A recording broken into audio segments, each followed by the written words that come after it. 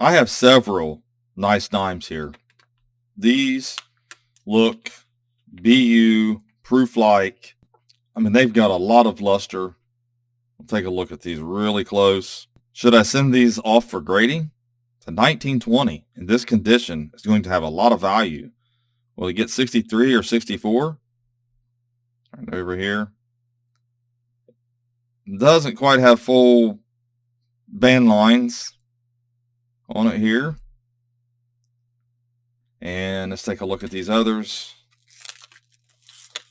while we're doing it here. This one's got a little bit of toning on it, but still yet is a 1923. It's not struck all that well. Let's see what it's a 1923 S. So that's an S mint mark. But it's still going to be a higher grade coin. Then we've got this one here.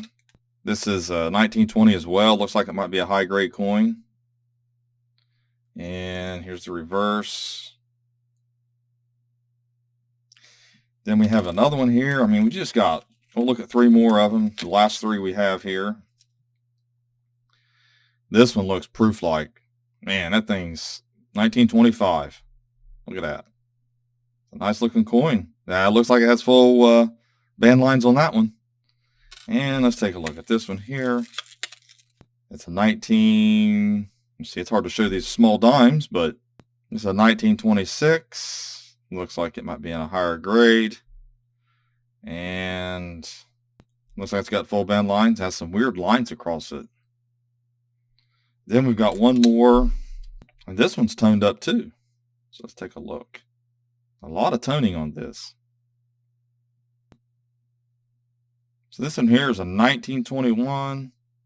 And what's the mint mark on this one here? So it's the 21 Philadelphia mint. So it's a little better date. So what do you think? You think I should send them off for grading? Or do you see something wrong with these coins? Because I do. These were sent to me by Bill Vivi, who is the co-author of Cherry Picker's Guide that everybody loves. And he wanted me to share these counterfeits in this video because they are all counterfeit. They do not test silver. They don't weigh 2.5 grams. They don't pass the ping test or anything. So it's very important to know. Very important to know the details. The details of these coins, the date is off on these. The strike's off on these. The details sometimes is off on certain areas. They just don't look right when you compare it to an authentic version. And these are really, both, except for the 21, are really common date Mercury dimes. Common date 90% that you would put in a roll. I mean, they're better grade. If they were a lower grade, you would see these in rolls. But if you made them in lower grades like this, because you can make a die that looks like it's worn, then you could put them in rolls. If you make enough of them, you can pass it off.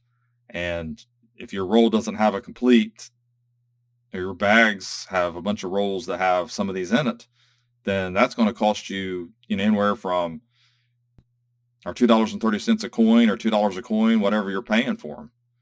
So that's something that is very important to know. Even when it comes to dimes, they are very small, very difficult to see the details. And these would be so easy to just be counting through. And something like this one might get through the cracks. This one probably not, because it looks proof-like. I mean, that'd be a little different. So that's going to catch someone's eye. They're going to look at that closer and they're going to realize it. Now we can try to look at it a little bit closer. And you can compare it to another 1920. Because it is very, very close. It's a nice looking counterfeit. But here's what it should look like. If you look at the nose area, you'll see a difference. Look at the date, fonts. There's going to be a difference. The strike is a little different.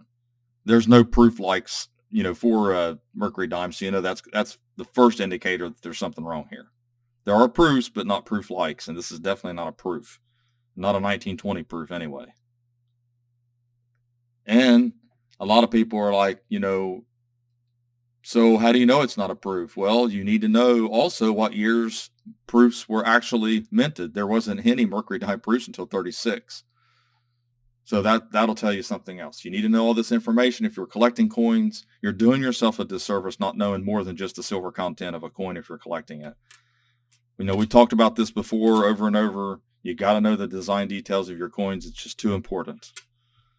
So if you're watching, Bill, thank you for letting me use these for these videos. I have some more I will share in the videos as well. Some very good counterfeits. Actually would fool a lot of people. So thanks for watching my latest video. Please like, share, and comment, and have a great day.